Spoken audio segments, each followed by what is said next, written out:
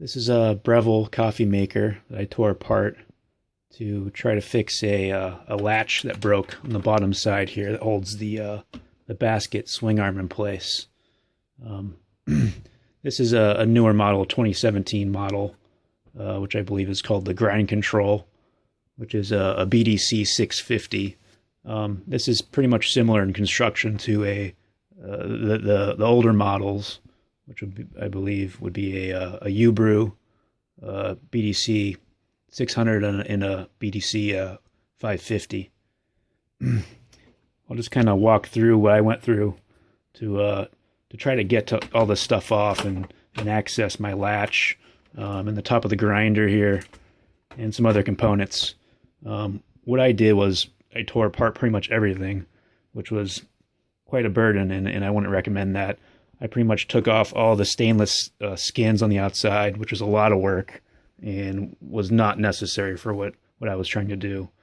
I have the bottom of the unit off as well. I'm just going to move some of this out of the way. But I believe some common issues with this are leaking or problems with the heater. So one thing you can do is simply just pop off the bottom of your unit with these screws, pretty much right here on the bottom base. And there's a little ground wire when you pull that off that you'll see coming out. I believe mine was connected somewhere in here, just for a grounding wire. I have this apart right now, so that's unbolted. I have some of my electronics already unscrewed too, just because I was fishing around in there, but that wasn't really necessary either. But basically, you have a control board in here and a little transformer, and this is all held in by a couple of screws. You can see right there's one of the mounting screws, and there's another one on the other side. But some of the issues, I believe, are leaking issues on the heater. You can see there's a little clamp here and a silicone hose, one on this side too, for the water going through a heater. And the tube also comes up all the way to your brew head there. So that's a good place to check for leaks if you ever have a leaking issue.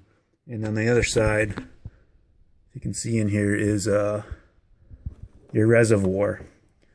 So you can see another clamp down there where the hose goes to your reservoir. So that's a good place to check for leaks as well.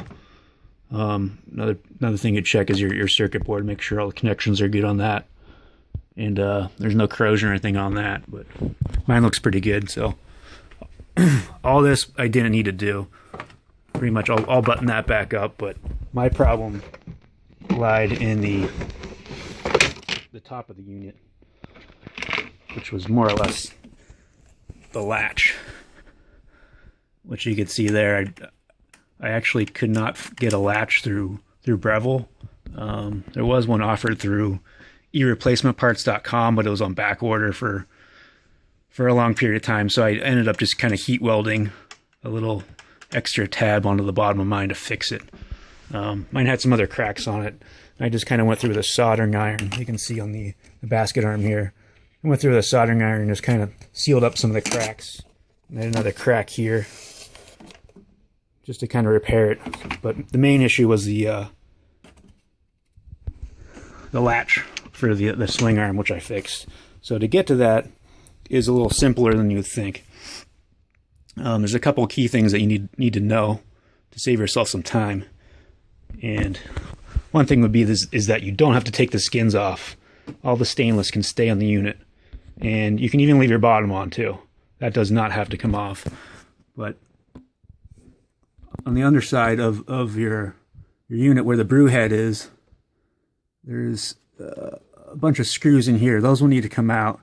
And the screw that you really want to pay attention to here is in the back. There's a little screw right about there. That's the screw you definitely need out. That one screw holds in your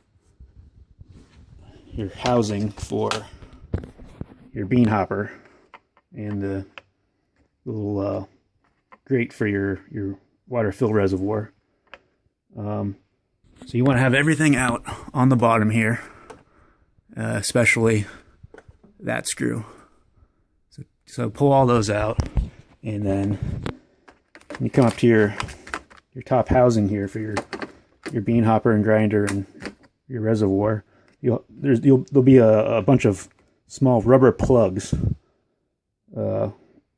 located in the housing. You need to pull all those plugs out because there's screws under them, and a couple of the plugs do not have screws under them. Like this one right here does not have a screw, so you don't have to pull that.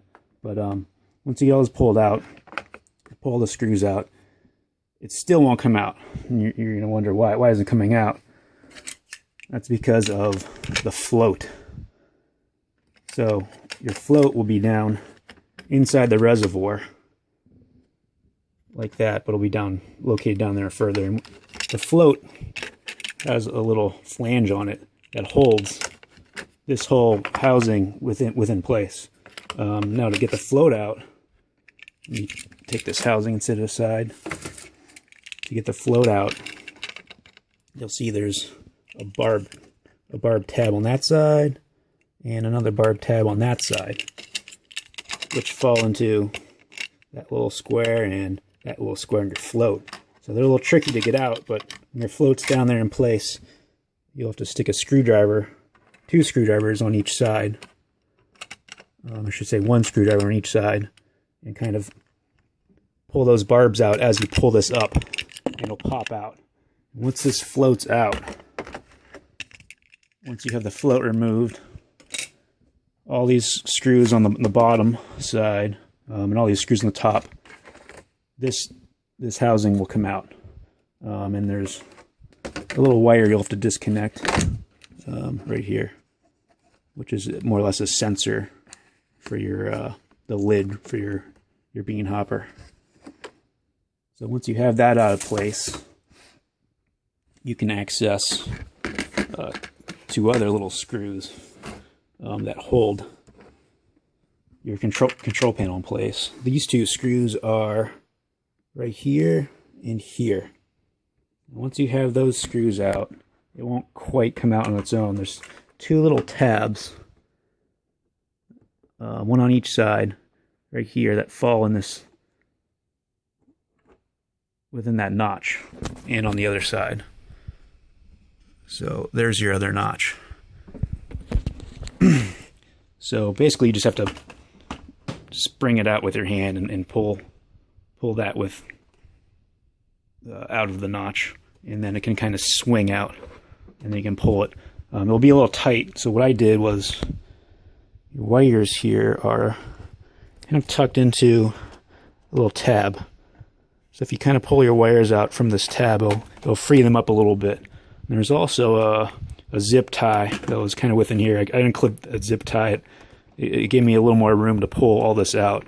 You'll notice too, all the wires are sealed with silicone, so try to keep that silicone intact so everything stays sealed up. Once you have all that free, you can kind of swing this out of the way. If your problem does rely on your board itself, you can come on the bottom side and access everything there, I believe. You can get this all unscrewed and open that up in case you had an issue with one of the buttons. But I had mine was all good, so my issue was with the latch, so I had to more or less remove my latch and fix it on the bottom side. And to do that, you basically just hold your latch with one hand, and then there's a little piece right here that this lever sits within that you can just snap out. I recommend holding your latch while you do that, though, because it is spring loaded and it'll shoot out the bottom. You may lose your springs for it, so kind of hold this while you pop this lever out of place, and then your latch will just fall right out of the bottom. And that's really about it. And that should save you a lot of time. This skin, I believe, also does not have to come off. The stainless you can leave on there. There's pretty much nothing behind there. It's just a plastic face. If you had a problem with a button, then you may have to do that. But I believe you can access pretty much everything from this bottom side. But really, that's about it. And I hope this helps you out. And thanks for watching.